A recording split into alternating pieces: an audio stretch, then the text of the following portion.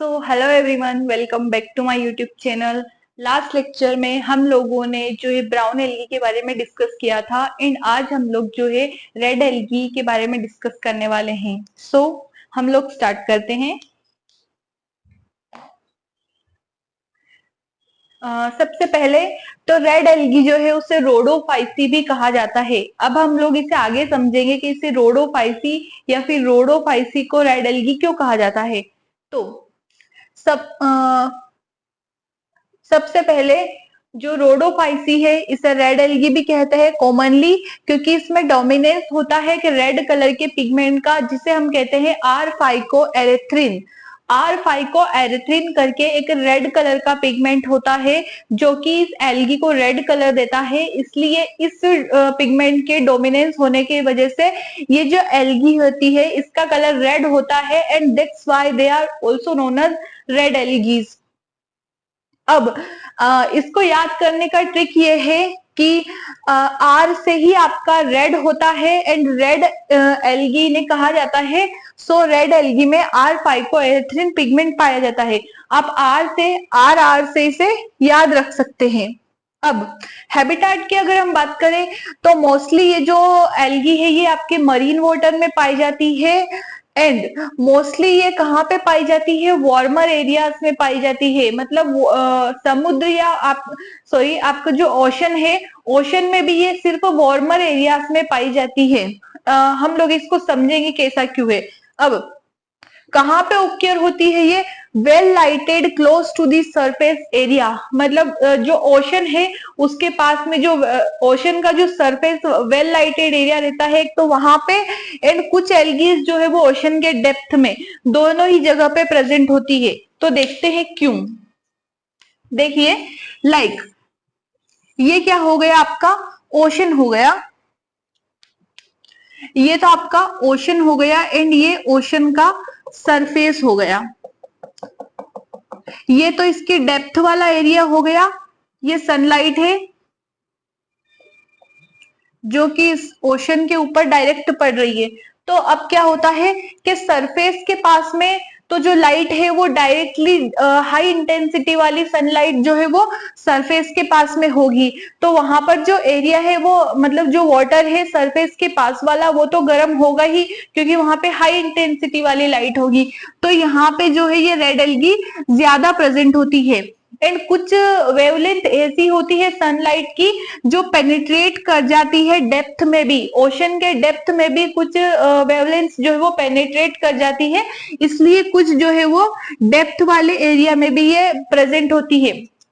मतलब ये है कि अगर एक कोई पर्सन है जो पूरा रेड, मतलब अगर आप उसको देखेंगे उसका अपीयरेंस जो है वो बहुत ज्यादा रेड है, उसकी स्किन वगैरह बहुत ज्यादा रेड है, तो आप लोग कह सकेंगे कि ये किसी वार्मर एरियाज में रहता होगा।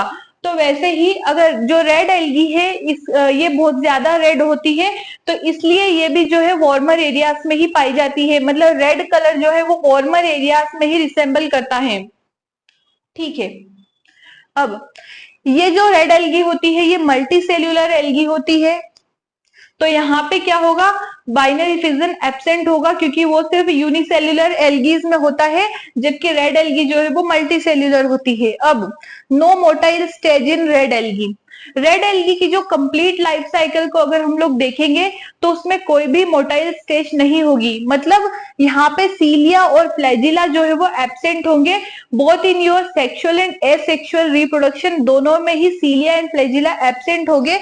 मतलब नॉन मोटाइल स्टेज ये शो करेंगे। कोई भी मोटाइल गैमेट्स हमको रेड एल्गी में देखने को नहीं मिलेगा।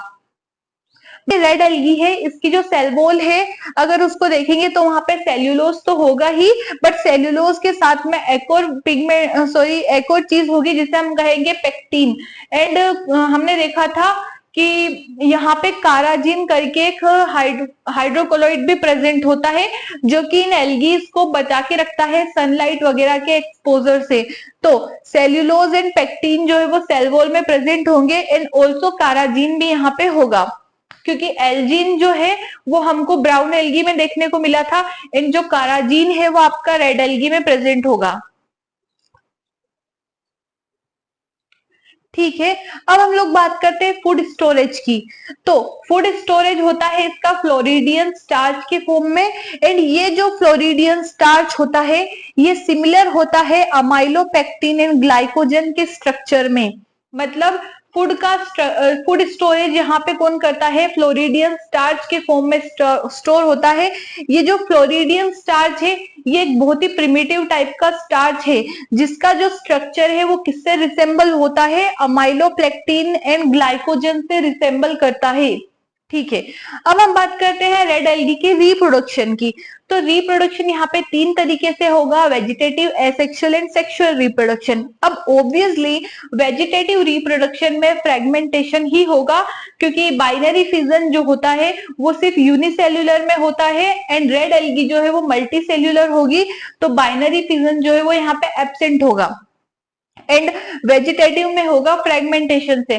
फ्रेगमेंटेशन हमको पता है क्या होता है, किसी भी एल्गी के फ्रेगमेंट को कट करके, एक छोटे से फ्रेगमेंट को कट करके अगर उस कट पीस को हम फिर से जर्मिनेट कर देंगे तो वो पूरा का पूरा एल्गी का स्ट्रक्चर बना लेगा।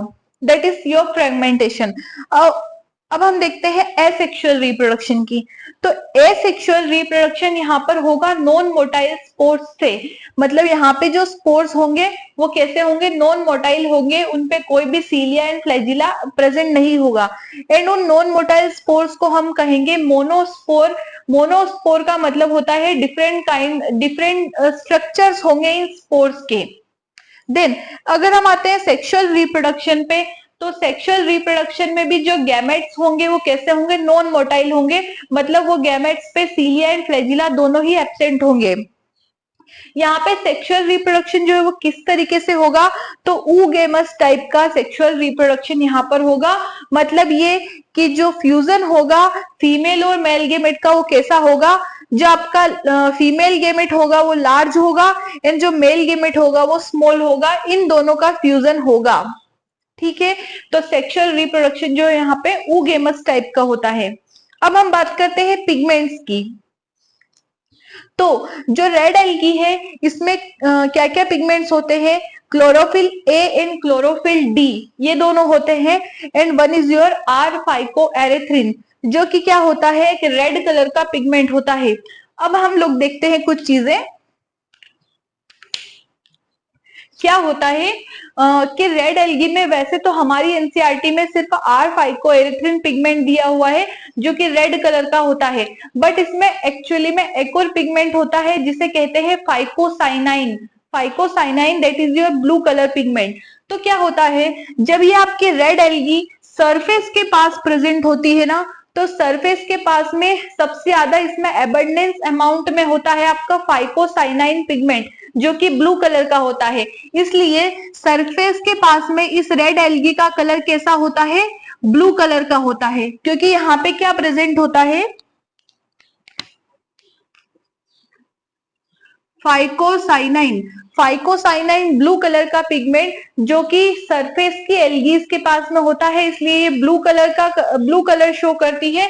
बट यही रेड एल्गी अगर डेप्थ में प्रेजेंट होगी तो इनमें कौन सा पिगमेंट होगा फिर आपका, फाइकोएरिथ्रिन। और उसकी वजह से यहाँ पे तो अगर सरफेस के पास में रेड एल्गी ज्यादा प्रेजेंट होगी तो वहां पर पिगमेंट होगा फाइकोसाइनाइन, एंड अगर डेप्थ में रेड एल्गी ज्यादा प्रेजेंट होगी तो वहां पर पिगमेंट होगा फाइकोएरिथ्रिन, जो कि इसे रेड कलर देगा। ठीक है। हमारी एनसीईआरटी में सिर्फ फाइकोएरिथ्रिन दिया है, इसलिए हमको फाइकोएरिथ्रिन पिगमेंट याद रखना है। फाइकोसाइनाइन जो है वो सिर्फ जनरली मैंने आप लोगों को समझने के लिए बताया था। अब हम लोग देखते हैं इसके एग्जाम्पल्स को। तो हमारी एनसीईआरटी में 4 एग्जाम्पल्स दिए हैं।